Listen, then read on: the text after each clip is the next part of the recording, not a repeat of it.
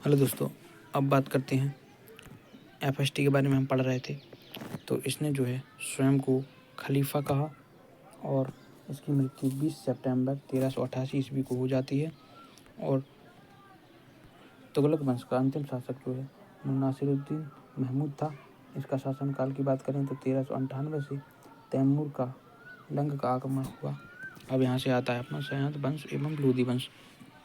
तो सैयद वंश की बात करें तो 1451 ईस्वी तक रहता है और इसका संस्थापक जो है खिज्र खां था।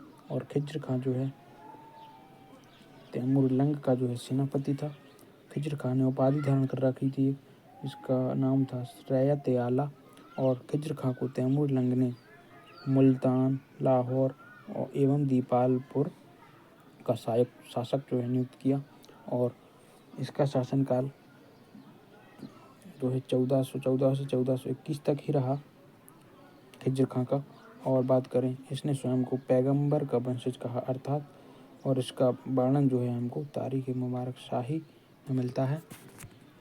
और तारीख मुबारक शाही के लेखक हैं चाचिया बिन अहमद सरहिंदी। इसने सिक्के चलाए, तैमूर लंग सिक्के चलाए, शाहरुख मिर्जा जो है अब लिखवा रखा था सिक्कों के ऊपर। और इसके बाद आता है मुबारक शाह खिलजी। तो मुबारक शाह खिलजी की बात करें तो इसका शासनकाल 1421 ईस्वी से 1434 ईस्वी तक रहा है। मुबारक शाह ने उपाधि धारण कर रखी थी शाह।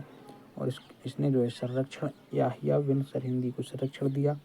और इसने मुबारकाबाद नामक शहर की स्थापना की जो यमुना नदी के किनारे पर स्थित है।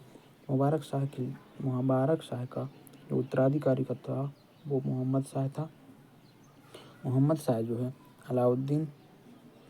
मोहम्मद शाह के बाद अंतिम शासक आता है तो वो आता है अलाउद्दीन आलम शाह। अब यहाँ से अपना लोदी वंश स्टार्ट होता है। तो लोदी वंश की बात करते हैं।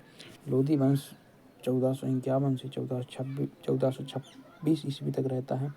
इसका संस्थापक जो है बहलुल लोदी था जो 1451 से 1489 ईस्वी तक रहा है।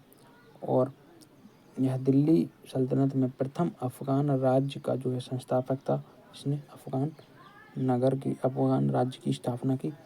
और बहलुल लोदी ने जो है गाजी की उपाधि धारण कर रखी थी अर्थात गाजी का मतलब होता है काफिरों को मारने वाला। बहलुल लोदी के द्वारा सिक्के चलाए जाते हैं। बहलुल लोदी सिक्के नाम के चलाए जाते हैं। बहलुल लोदी ने अपने सूबेदार यानी सूबेदार को सामंत भी कहते हैं मकसद ए अली कहा। अपने सरदारों को मकसद ए अली कहा। और इसका पुत्र था सिकंदर लोदी।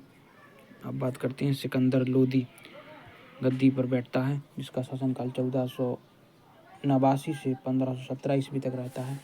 इसका मूल नाम था निजाम खां। और सिकंदर लोदी ने उपाधि धारण कर रखी थी जिसका नाम था सुल्तान सिकंदर शाह। और आगरा की स्थापना भी जो है सिकंदर लोदी के द्वारा ही की जाती है। और 1504 ईस्वी में इसने अब जो है स्थापना कर दी और आगरा को ही अपनी राजधानी बनाई। और दिल्ली सल्तनत का प्रथम शासक जो है जिसने आगरा को अपनी राजधानी बनाया। अब बात करते हैं, इसने गज सिकंदरी जो है भूमि नापने के लिए यंत्र बनाया था। गज सिकंदरी चलाया जो 30 इंच का हुआ करता था। और इसने महिलाओं को संतों की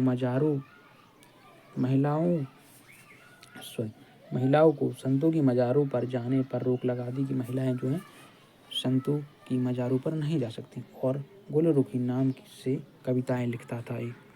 अब बात करते हैं सिकंदर लोदी जो है लज्जत सिकंदर शाही की रचना की इसने। और आयुर्वेद ग्रंथ का फारसी में अनुवाद किया जिसको फरहंगे के नाम से अनुवाद किया फारसी भाषा में। और ताजिया पर इसने प्रतिबंध लगा दिया। सिकंदर लोदी की मृत्यु 1517 ईस्वी में हो जाती है। और अंतिम शासक इब्राहिम लोदी था जो 1517 ईस्वी से 1526 ईस्वी तक रहा है। इसके समय में पानीपत का युद्ध होता है। तो पानीपत का युद्ध प्रथम युद्ध जो है किसके मध्य होता है, वो बाबर की और इब्राहिम लोदी के मध्य होता है जिसमें बाबर जो है जीत जाता है और इब्राहिम लोदी हार जाता है।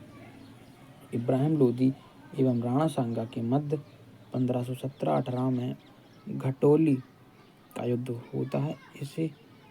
इस युद्ध में इब्राहिम लोदी पराजित हो जाता है। अब बात करते हैं आज का हमारा जो दिल्ली सल्तनत पूरा ख़त्म होता है। कल से हम स्टार्ट करेंगे, बाबर से स्टार्ट करेंगे और मुग़ल काल स्टार्ट करेंगे। आई होप आपको वीडियो अच्छी लगी हो। वीडियो अच्छी लगी हो तो वीडियो को लाइक करना, चैनल को सब्सक्राइब करना। बहुत बहुत थैंक यू। जय हिंद साथियों।